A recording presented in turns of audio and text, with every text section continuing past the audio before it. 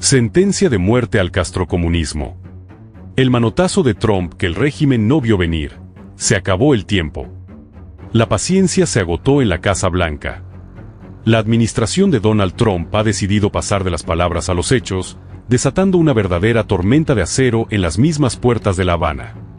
La operación Southern Spear está activa. El Comando Sur ha recibido la orden de ejecución.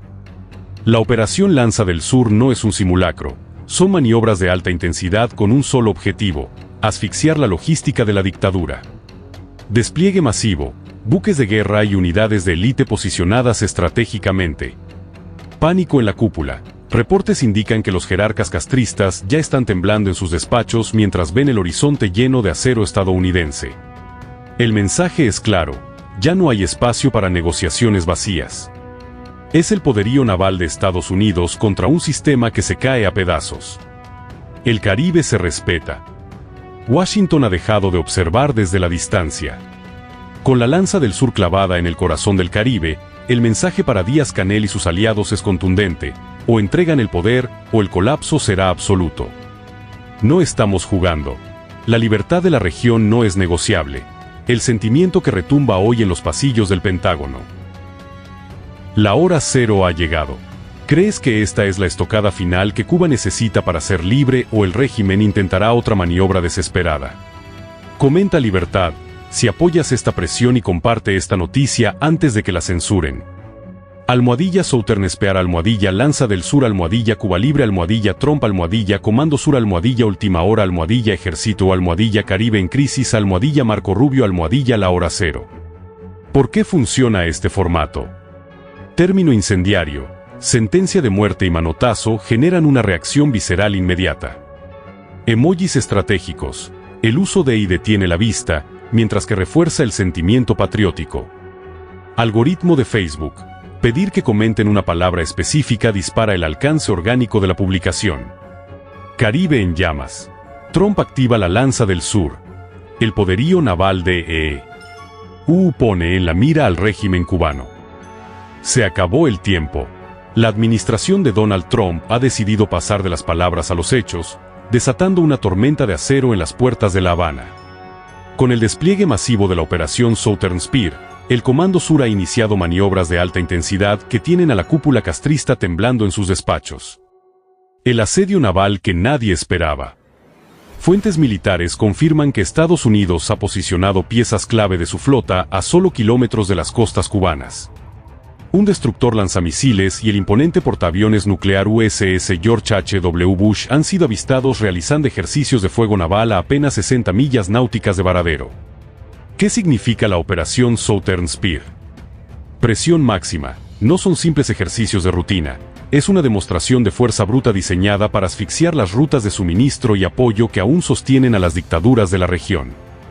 Cero tolerancia. Bajo la premisa de combatir el narcoterrorismo, Washington envía un mensaje claro: cualquier movimiento sospechoso será respondido con el fuego de los Tomahawk. Asfixia al régimen. Con Cuba sumida en un apagón total, la presencia de estos colosos de hierro impide cualquier maniobra desesperada del régimen para oxigenarse. La advertencia de Wayne. Mientras el secretario de Defensa califica la misión como vital para la seguridad nacional, los analistas ven en la Lanza del Sur el inicio del fin. El mensaje para Díaz-Canel es inequívoco: Estados Unidos ya no está observando desde lejos, está en la puerta de su casa. El Caribe ya no es el patio de recreo de los dictadores. La operación Southern Spear garantiza que el orden y la justicia regresen al hemisferio, señalan fuentes cercanas al Capitolio. Un régimen contra las cuerdas. El despliegue naval coincide con el colapso interno de la isla. La presión de Marco Rubio desde Washington se siente más fuerte que nunca. El trato que Trump ofrece es la rendición o el colapso total bajo el peso de la marina más poderosa del mundo. El mundo está en vilo. ¿Crees que este despliegue naval es el empujón final que necesita la libertad de Cuba o es solo una advertencia más? Deja tu comentario y comparte. El mundo tiene que saberlo. A inicios de 2026, el hemisferio occidental atraviesa su crisis más aguda desde la Guerra de los Misiles de 1962. Tras la ejecución de la Operación Resolución Absoluta en Venezuela el pasado 3 de enero y la captura de Nicolás Maduro, la administración de Donald Trump ha girado sus cañones, diplomáticos, económicos y militares, hacia La Habana. Con una orden ejecutiva que declara a Cuba como una amenaza inusual y extraordinaria y un bloqueo naval de facto camuflado bajo aranceles petroleros, el régimen de Miguel Díaz-Canel se enfrenta a un escenario de asfixia total. Este artículo analiza si estamos ante el preámbulo de una invasión militar o ante el colapso inducido de un sistema que ha perdido su principal sostén energético regional. 1. El nuevo orden del Caribe, de la presión a la acción. El panorama geopolítico del Caribe ha cambiado drásticamente en los últimos 6 meses. Lo que comenzó como una campaña de interceptación de narcóticos se transformó, en enero de 2026, en una intervención quirúrgica directa en Caracas. Este evento no fue un hecho aislado, sino la primera ficha de un dominó diseñado para desmantelar lo que Washington denomina el eje del autoritarismo en la región. La doctrina de la resolución absoluta. La captura de Maduro ha validado. Ante los ojos de los halcones en el Departamento de Estado y el Pentágono, el uso de fuerzas de operaciones especiales para decapitar regímenes considerados amenazas a la seguridad nacional. Con más del 10% de la flota activa de la Marina de EU desplegada en el Comando Sur, incluyendo el portaaviones USS Gerald R. Ford, el mensaje para Cuba es claro: la frontera de la paciencia estratégica se ha evaporado. 2. Cuba en la mira, la estrategia de asfixia total. A diferencia de Venezuela, donde se optó por un golpe de mano rápido, la estrategia contra Cuba en febrero de 2026 combina la guerra económica extrema con la amenaza latente de fuerza. El bloqueo energético y el arancel petrolero. El 29 de enero de 2026, el presidente Trump firmó una orden ejecutiva sin precedentes: la imposición de aranceles punitivos a cualquier nación que suministre petróleo a la isla. Esta medida busca cortar el cordón umbilical que aún mantenía a la economía cubana a flote tras la caída de los suministros venezolanos. Impacto inmediato: cortes eléctricos de hasta 18 horas diarias en provincias fuera de La Habana. Respuesta de México: la presidenta Claudia Sheinbaum ha rechazado públicamente las presiones, pero el riesgo de sanciones secundarias ha hecho que las navieras internacionales eviten los puertos cubanos. El cerco diplomático, Rubio y la retórica del Estado fallido. El secretario de Estado, Marco Rubio, ha sido el arquitecto de la narrativa que prepara el terreno para una intervención. Al calificar a Cuba como un Estado fallido que exporta inestabilidad, Washington busca justificar ante la comunidad internacional que la eliminación del régimen de Díaz-Canel no es una agresión, sino una misión de estabilización regional. 3. Análisis de capacidades. ¿Es viable una invasión? La pregunta que resuena en las cancillerías de América Latina es si Estados Unidos realmente cruzará el estrecho de la Florida con botas sobre el terreno. Fortalezas y debilidades de la defensa cubana. El gobierno de Díaz-Canel ha reactivado sus planes de guerra de todo el pueblo. Sin embargo, la realidad material de las Fuerzas Armadas Revolucionarias en 2026 es precaria. Obsolescencia tecnológica. Gran parte del equipo es de origen soviético y carece de repuestos debido a la crisis logística global. Moral y crisis social. A diferencia de 1961, la población actual sufre una escasez de alimentos y medicinas sin precedentes. El descontento social es la mayor vulnerabilidad del régimen.